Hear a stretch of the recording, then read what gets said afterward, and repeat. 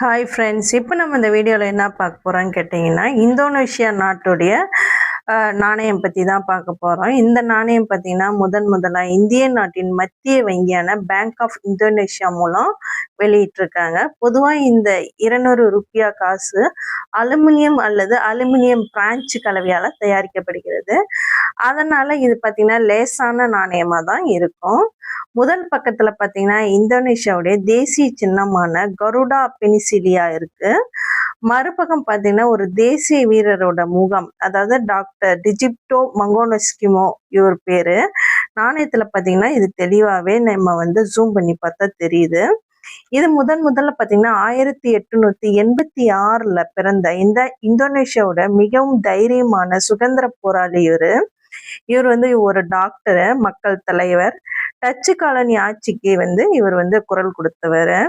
இவர் ஆட்சியாளருக்கு அவ்வளவு பயமா இருந்தாங்க. பல முறை நாடு கடத்தப்பட்டாங்க. இந்த வீடியோ பிடிச்சிருந்தா லைக் பண்ணுங்க, ஷேர் பண்ணுங்க, கமெண்ட் பண்ணுங்க, சப்ஸ்கிரைப் பண்ணுங்க. இந்தோனேஷியாவோட சுதந்திரம் அடைஞ்சதுக்கு இவருடைய தியாகம் ஒரு முக்கிய பங்குன்னே சொல்லலாம். இப்படிப்பட்ட வீரர்கள் பார்த்தீங்கன்னா நாணயத்துல இடம்பெறுவது நாட்டின் கௌரவம். இந்த நாணயத்தை கையில தொடும்போதே பார்த்தீங்கன்னா ஒரு நாட்டோட சுதந்திர வரலாற்று நமக்கு ஃபீல் ஆகுது.